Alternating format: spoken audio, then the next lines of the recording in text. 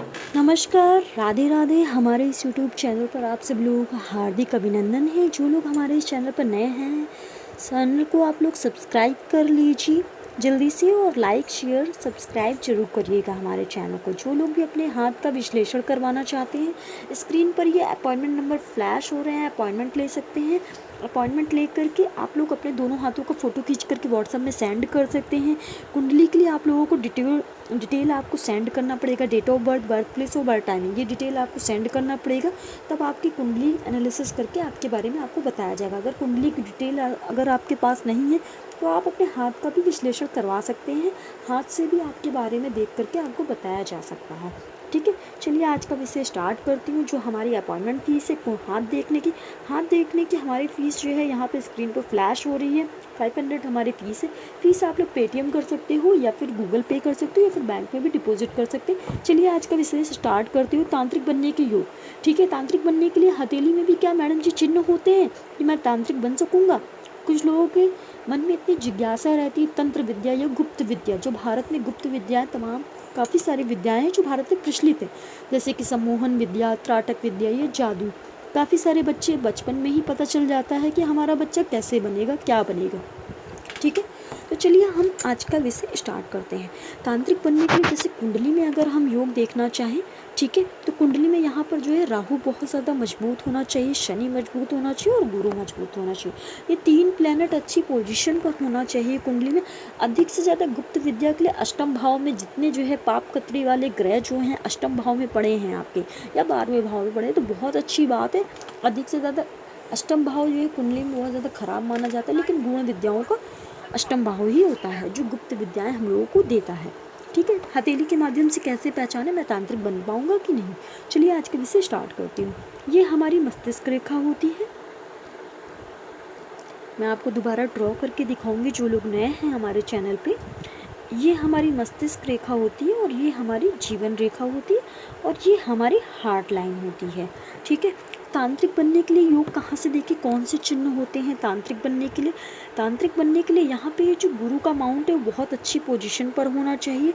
हथेली उठी हुई होनी चाहिए, उभरा हुआ माउंट होना चाहिए।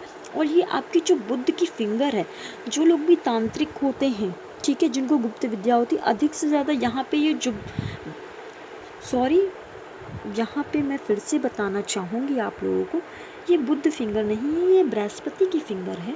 ठीक है, ये गुरु महाराज की फिंगर होती है, उंगली होती है। गुरु महाराज की ये जो उंगली होती है, तांत्रिक लोगों के अक्सर हाथ में देखा गया है, उनकी हथेली में जो गुरु की ये उंगली होती है टेढ़ी थोड़ी सी पाई जाती है। ठीक है, अगर टेढ़ी है जातक भी, तो जातक जो है बहुत ही जो है ऐसा कर्मकांडी भी हो सकता है ऐसा जातक। ठीक है, ऐसा जातक तांत्रिक भी होता है। ठीक है, उसको कुछ ना कुछ छोटे मोटे तांत्रिक आते होंगे, जादू टोना करना आता होगा ऐसे जातकों का।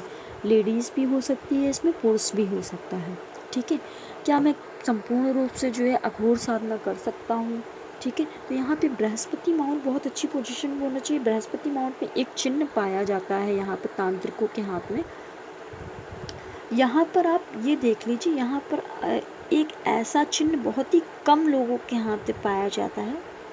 ऐसे ये चिन्ह जिसके हाथ में बनता हुआ हल्का हल्का भी दिखाई दे, समझ लीजिए कि आने वाले 35 साल के बाद ऐसे जातक के अंदर ऑटोमेटिक जिज्ञासा हो जाती कि मैं तांत्रिक बनूं। बहुत ही रेयर केस में ऐसे चिन्ह हथेली में पाया जाता है। ठीक है, यहाँ पे बृहस्पति माउंट में, ठीक है, या फिर बृहस्पति माउंट में त्रिकोण का चिन्ह बना हो ऐसा। और यहाँ पे फिर से मैं ड्रॉ करके दिखाऊंगी। ऐसा त्रिकोण का चिन्ह ऐसा खुला हुआ माउंट में रहता है और यहाँ पे एक रेखा ऐसे मस्तिष्क रेखा से ऐसे निकल के ऊपर जाती है। ठीक है, ये भी तांत्रिक लोगों के हाथ में ही देखने को मिलता है। आम इंसान के हाथ में ऐसे चिन्ह नहीं देखने को मिलते हैं। या फिर आम इंसान में वो बंदा होगा तो उसके अंदर ऐसी ऐसी क्यूरियोसिटी होगी, ऐसी ऐसी गुप्त विद्या होगी, ज्ञान होगी, मुंह बंद करके चलता होगा, ज़्यादा खुल मिल के बात नहीं करते हैं ऐसे जातक, इनके अंदर ज्ञान बहुत होता है। ठीक है, तांत्रिक बनने के लिए यहाँ पर एक तीसरा पॉइंट मैं ये बताना चाहूँगी। यहाँ पे जो राहु का माउंट है, ठीक है, राहु का माउंट बहुत अच्छी पोजीशन पर होना चाहिए। यहाँ पर कोई भी कटी फटी ऐसे ऐसे आड़ी टेढ़ी रेखाएं कहीं से भी आती हुई नहीं होनी चाहिए ऐसे किसी भी जातक के हाथ में। ठीक है। तांत्रिक बनने के लिए यहाँ पे जो राहु का माउंट होता है, राहु के माउंट में यहाँ पे शनि की, यहाँ से शनि पर्वत से एक रेखा से भाग्य रेखा तो जाती है, ठीक है।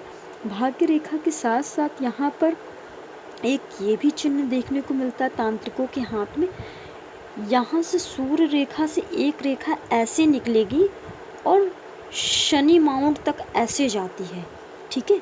शनि माउंट तक का जाएगी और यहाँ पे ये जो मिड पॉइंट जो मिलता है बिल्कुल जुड़ा रहता है, अटैच रहता है, बिल्कुल साफ साफ और क्लियर देखने को मिलता है, ठीक है।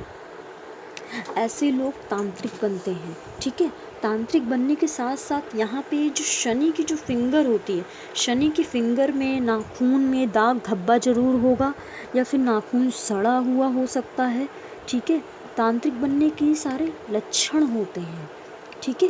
चलिए आज का विषय यहीं पर मैं समाप्त करती हूँ।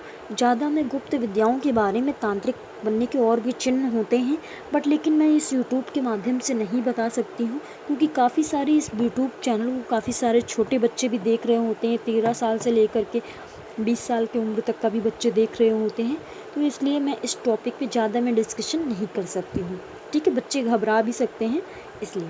चलिए ठीक है, नमस्कार, राधे राधे। जिन आपके माइंड में कोई भी क्वेश्चन है नीचे कमेंट में आप लोग कमेंट कर सकते हो। अपॉइंटमेंट नंबर यहाँ पे स्क्रीन पर दिया गया है, अपॉइंटमेंट लेकर के आप लोग मुझसे जो है अपने हाथ का विश्लेषण करवा सकते हैं, कुंडली का भी विश्लेषण करवा सकते हैं। कुंडली में जो है तांत्रिक बनने के लिए जो है अष्टम भाव ज़रूर देखना चाहिए, अष्टम भाव के साथ साथ जो है D12 चार्ट भी देखना चाहिए, ठीक है, और D15 चार्ट भी देखना चाहिए तांत्रिक बनने के लिए, ठीक है।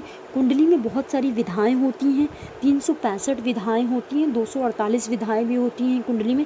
कौन सा जातक किस कुंडली से जो है कौन सी विधाएं लगा करके देखता है ये मुझे नहीं पता, बट विधाएं बहुत अच्छी तरीके से भी जिसको आता होगा वही जातक पकड़ लेगा, वही पंडित जी पकड़ कर आपको बता पाएंगे कुंडली में कि आप तांत्रिक बन पाएंगे आगे की लाइफ में कि नहीं, ठीक है। चलिए नमस्कार, राधे राधे।